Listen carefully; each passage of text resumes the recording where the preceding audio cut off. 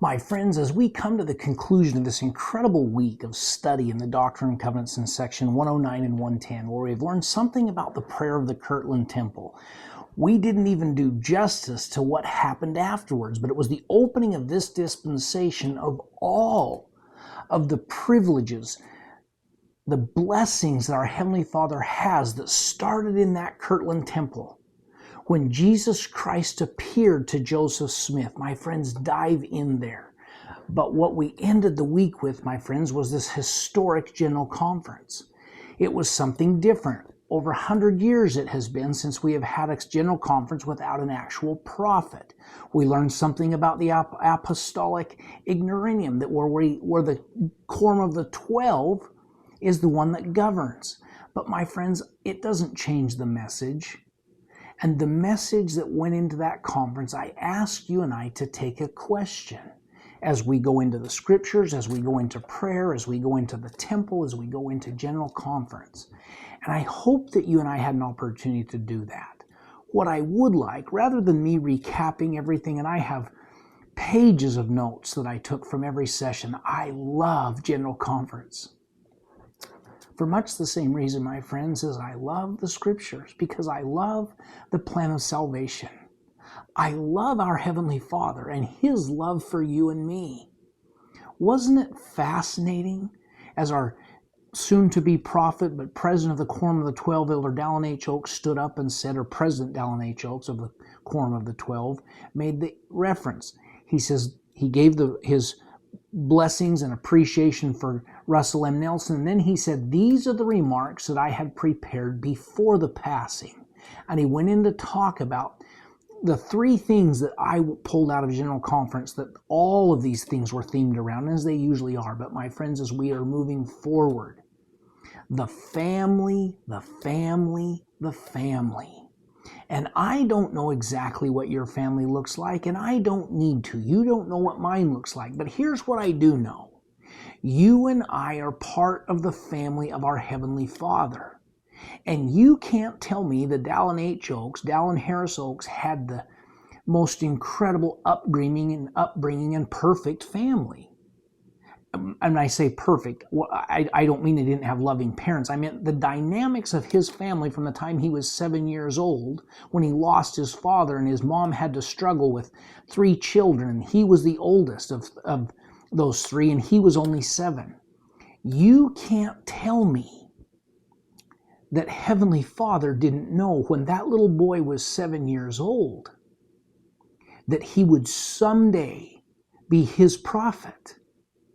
And yet that did not change the dynamics of that family, or did it?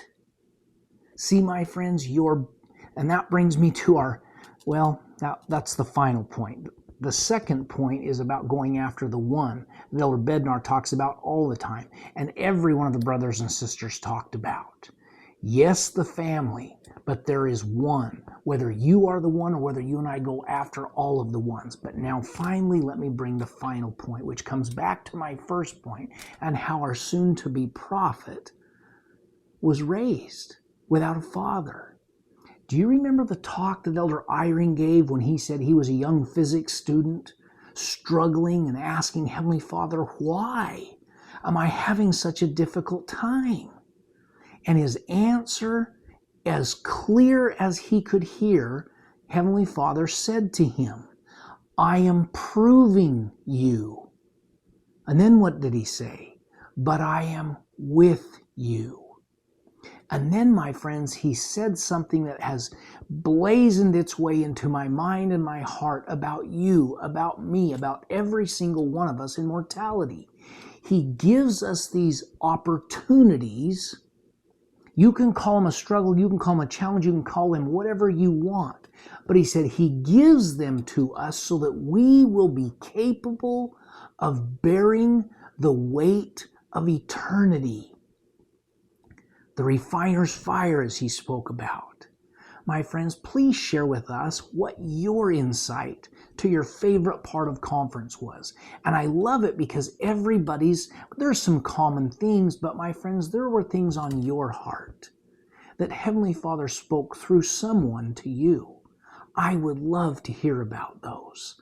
I want us more than ever to understand the nature of the family of God. You are a member. I am a member. Mortality is messy, but it was a designed messy. Adversity, President Hinckley used to say it all the time, and I don't think he's the one that came up with it. I believe that it was actually, oh my goodness. His name escapes me, but President Hinckley used to say all the time, adversity introduces us to ourselves. It was a poet that said that, but my friends, it does. This life was designed to be adverse. There was to be adversity so that you and I could be introduced to what we may and could and will become, so that we can not only carry the weight of eternity, but that we can become like our heavenly parents. So please share with us your thoughts, your favorite part of General Conference as we wrap this week up in our Divine Destiny study of Come Follow Me. My friends, you and I need like never before to focus on our testimony, as President Nelson taught us during his ministry. We need to take charge of the nature of our testimony so that we can hear the Spirit. But we also need to focus on families. No matter whether they look the way you think they need to look or not, your Heavenly Father is aware of them. Focus on them, the ones in the family and the ones outside. Focus on the family, go after the one, and know that you are being prepared for the weight of eternity. And weight is the word that Elder Eyring used. But I want to use a different word. And I'm not even sure of the word that I want to use. The word that comes to mind is maybe something of a word that you might not attribute to it. But I can't think of a better word than awe. The awesomeness of eternity that you and I are being prepared for. See that, focus on that, and help others to do the same. My friends, have a wonderful day.